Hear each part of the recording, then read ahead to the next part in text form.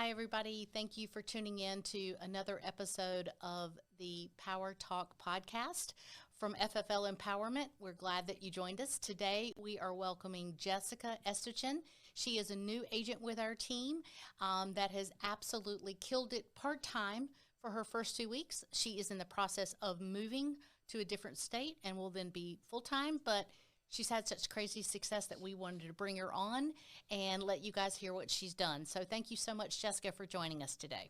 Well, thanks for having me. Absolutely. So, Jessica, let's start by you just taking a minute or two to tell us how you found Family First Life Empowerment. So I was in finance for a long time, and I had recently finished my degree, and I was looking for somewhere that, was sales. I was looking to get back into sales, but not within the finance industry. And I had posted a profile on ZipRecruiter, and that's actually where I found you all. Okay, great. So, I know that you talked with Nautica. You were not licensed, but you dove right in and you got through that class really quickly, right? Yeah, I did the 10 days where it was 10 days of do the course and take your exam and pass, which thankfully I did. And that was it. Okay, great. And the main reason that we wanted you to share with everyone is because you've had really good success. And a lot of people come into Family First Life and they start off fast and furious and they do great. And then there are others that don't have that same start. It's a little bit slower.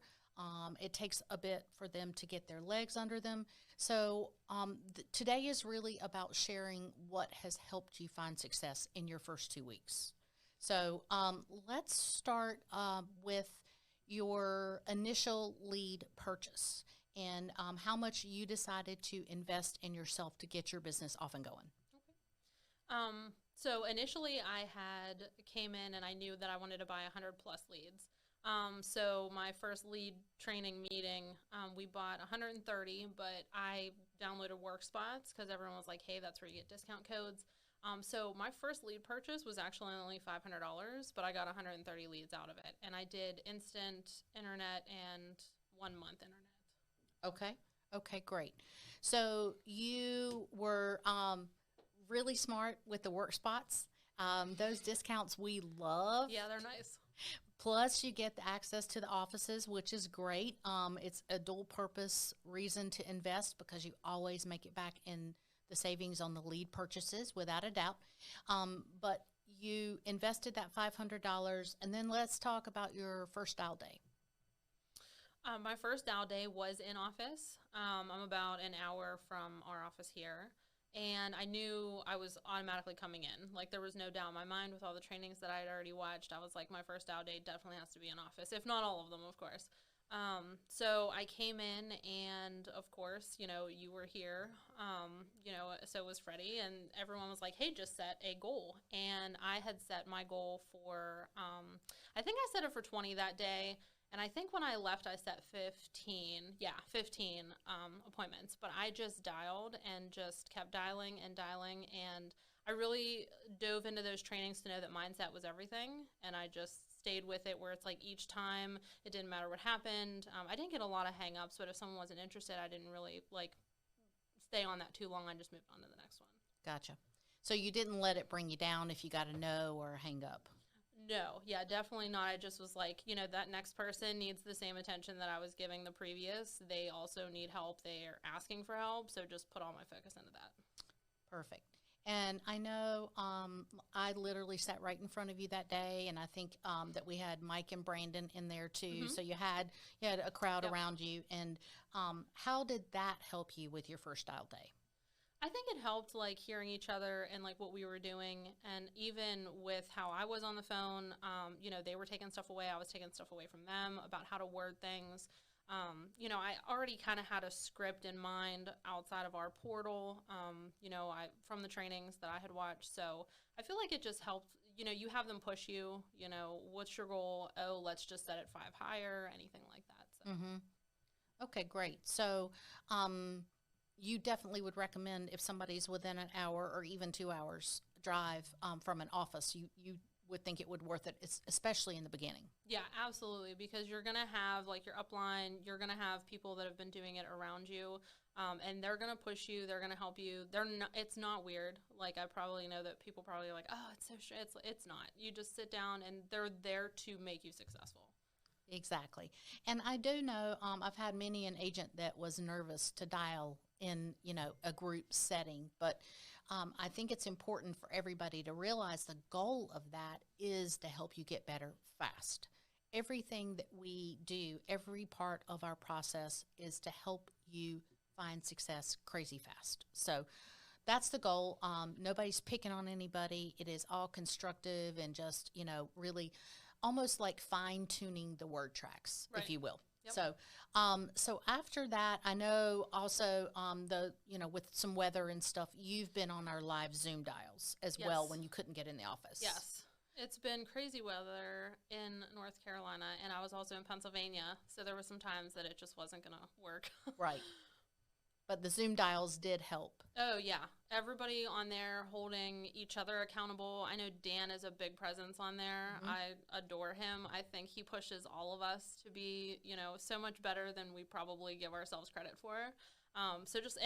He kind of pumps it up too, where when he hears you and it's set and he's like, yeah, that's great job. So I love Zoom dials. Okay. Yep, I do too. They kind of they help me not get frustrated if it's one of those dial days where you're having to dial more than you really would like to.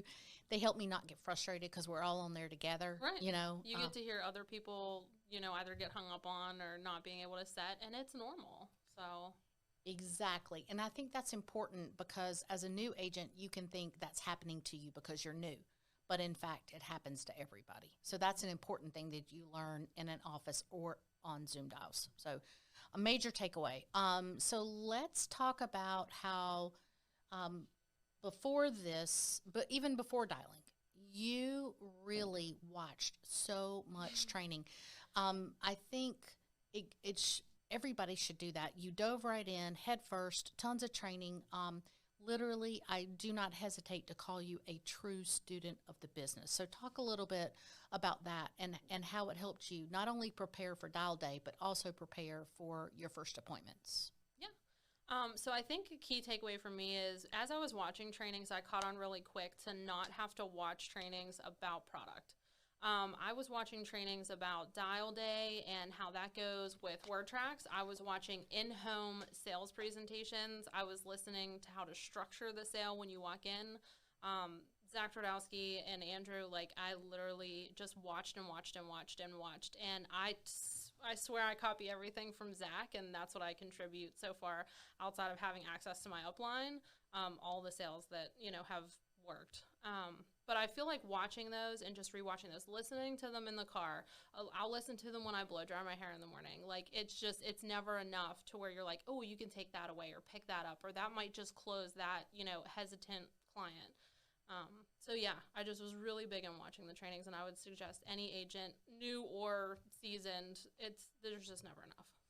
I would totally agree. It's something I still do, and even to this day, I pick up on tips that it can just be a small word change, or even an inflection in your voice, or asking deeper questions on the why, like we just heard in our team training.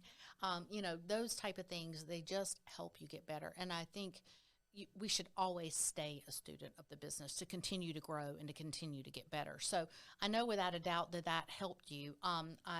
You did not hesitate at all to jump right into dialing, and you didn't hesitate to jump right into your appointments either.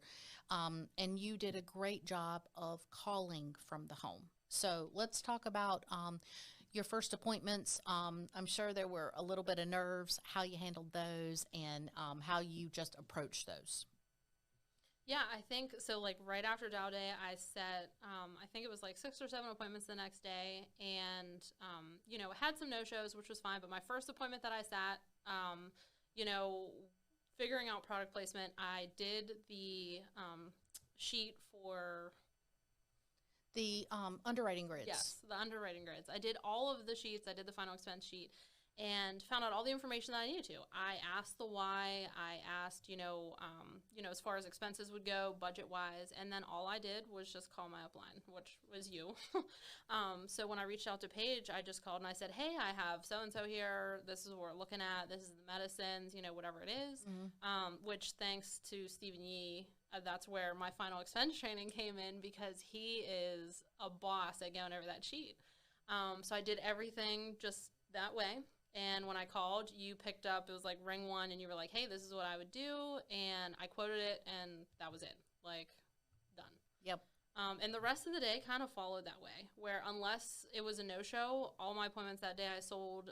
And then whenever I ran again, it was the same thing. It was just, I went in there with, Zach's big thing is going in and structuring, and without any structure, you're not going to get anywhere, where I would just say, hey, this is why I'm here. Obviously, you filled out this form. We're going to go ahead and make sure that you're eligible, and we're going to get an app submitted and you covered today. And they would be like, yeah, okay, sounds good. So you went in totally assumptive from what you learned on watching training. And I want to be sure all of you heard what she said. Every single appointment she sat with, she sold. Yeah. Brand new, 2 weeks. Every house she went into, she sold, and is literally from training and calling from the home. Yeah. I mean, definitely couldn't have done it without. Yeah, and I think the takeaway here, guys, is Jessica is great, again, at being a student of the business. But she's a normal person, just like everybody is. She's chosen to attack this new opportunity in this aggressive kind of way, taking in, learning as much as she can, and applying it, and is having crazy success. Every single person she sat with, she's helped. And you were running internet leads, right? Yeah, I'm running the final expense as far as instant internet, 1 month internet. Okay. And you are, but you're asking really good questions in the house, because you're doing internet leads, but you ask them if they own or rent their home, right? I absolutely find out if they have a mortgage, how much is left on the mortgage. I absolutely also ask them, and I haven't, I know it'll happen, but I always ask if they're happy with, if they have a 401k or IRA, and I'm like, hey, are you happy with how that's performing? It's just, so far, everybody that I've sat with actually hasn't had a savings plan or anything set up. So one day it'll happen, but I definitely ask the questions, because you never know what you're going to find. Absolutely. That golden question is important. You never know what house it'll be. Sometimes it'll be the ones that you aren't sure if the floor is going to hold you up, because they've got their mattress stuff full of money. You just don't know. So it's important to ask that in every question. That question in every home. So that's excellent. And no doubt you will find the money, and you'll be able to help them with that as well. So the other thing that I think, Jessica, that has kind of set you apart and help you really light this on fire so quickly is that you ask a lot of questions. And I think most people are hesitant. They think that someone like me would be too busy to answer, or they don't want to bother their upline or anybody like that. But asking questions is such a critical part of learning, and learning quickly. So if you don't mind sharing, because I know you've asked across a lot of platforms. Yes. So just kind of share that. Yeah, sure. So of course, I don't know, as far as everybody's familiar with Slack or Marco Polo, I know on Slack, Dan, Corey, both people, Shadi, all three of them are great, influences or mentors even to me. And they're the ones that are on there just answering questions. If someone else is like, I've asked about IULEs, and they've instantly just like, hey, do this or change this or add this. And I think, like, with asking the questions, it's not to be intimidated by it. They've done this for a while, and they're, it's kind of one of those things where it's like you wouldn't tell a mechanic how to change the oil on your car. It's like, well, you kind of have to take that place to be like, hey, listen, I don't know enough about this yet, because product kind of was on the last of the list of things to do. You wanted to get the appointments. You wanted to sit in there and be confident and assume the sale. And as you're finding product out, that's where Slack, Marco Polo can come in, because you could just bounce things off one another. That's included in like Zoom team trainings, anything like that, where you can just talk about it. Or even on Zoom nowadays, you're like, hey, this is what happened. And I love asking questions. And I knew with even you, it was never like a bother. I was just like, hey, this is what come up. what do I do, or how do you position this? And you instantly were just like, this is what I would do. This is what I've seen agents do who are successful. And I think it's just recognizing that your upline wants to see you successful. Totally agree. Totally agree. And honestly, the best agents that I've ever helped have asked a ton of questions. So for anybody out there who's hesitating because you feel like you're going to be a bother, please do not feel like you will be. You know, Jessica, you text me a lot. You'll text me questions, and then, you know, we'll talk in between appointments or at the end of the day. You also, like I said, you've gone in Slack and asked questions. And, of course, the Marco Polo is – sorry, guys. I did not realize that was on. The Marco Polo is a great place. When you leave, it's a video chat for anybody who's not using it. And ideally, when you leave an appointment, if you've had success, it's great to share on there and to maybe share if you did anything specific that you feel helped you have success. The other thing is if you don't make a sale, if you can kind of give a brief description of how the appointment went, then you can get feedback from multiple top producers before you go in the very next house, which is why we like to use it for that. I do want to point out, again, Jessica's had lots of curveballs in the past 2 weeks that she's been here, you know, going from being a resident here in North Carolina to moving out of state, traveling, lots of different things. So definitely you're going to be a full-time agent, but because of life, you've been part-time. Yeah, it's been... Yeah, it's been crazy for you. So I do want you to share how much you have how much you have submitted and issued over the past 2 weeks as part-time, which you've had to adapt. Yeah, absolutely. So I've issued annual premium over $11,000, and of course that has already, you know, paid back any kind of lead investment that I've made. But I know full-time, of course, my goal, like once we move, is 20 plus thousand a month. That's honestly my goal. Excellent, excellent. I know once you get settled, you'll be off and running fast and furious because you've done it even with all the curveballs. Yeah. So we look forward to that. So let me just ask before we wrap this up, any last piece of advice that you would give to a new agent getting started? I would just say ask a lot of questions. Absolutely, first and foremost, do not spend a ton of time looking at product, trying to learn product, terminology of product. There's so much within a product anyways, and it's all going to be different, but that's what your upline there is for. So definitely just focus on word track, scripts, in-home, you know, presentation as far as structure of the appointment, and there's just no way that you won't be successful. Excellent advice. Excellent advice. Well, thank you for taking time as you are packing to move to come in and help us out with this. And guys, thank you for taking the time to watch this episode of Power Talk, and we'll be back with another for you soon.